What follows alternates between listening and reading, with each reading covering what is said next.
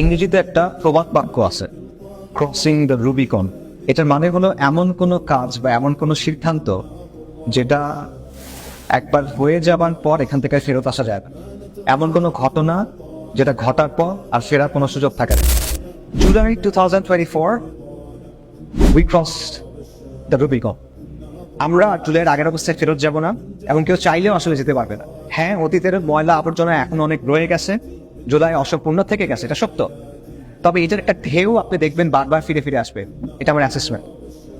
এবং জুলাইয়ের ফলে এই যে ফিরিঙ্গিদের তৈরি করা যে রাষ্ট্রযন্ত্রটা আছে, এই নষ্ট একটা রাষ্ট্রযন্ত্র, এটার মধ্যে ফাটল ধরছে, ভাঙে নাই, এটা এখনো আছে, শক্তভাবে আছে, কিন্তু এর মধ্যে ফাটল ধরছে। তো আগে হোক বা পরে হোক এই অসম্পূর্ণ কাজ শেষ করতে হবে, এই অসম্পূর্ণ হিসাবটা পুরা করতে হবে, এবং ইতিহাসের মঞ্চ আবার একদিন প্রস্তুত হবে। কিন্তু প্রশ্ন হলো, সেই দিন আমরা তৈরি থাকবো কিনা। এই কাজটা সহজ না, কাজটা অত্যন্ত কঠিন। তবে কেন যেন আল্লাহ আজ্জা ওয়াজাল এই কাজটা আমাদের সামনে রাখছেন, এই প্রজন্মের সামনে রাখছেন। মহান আল্লাহ এই সুযোগটা আমাদের সামনে রাখছেন, এবং আল্লাহ জানেন, আমরা জানি না।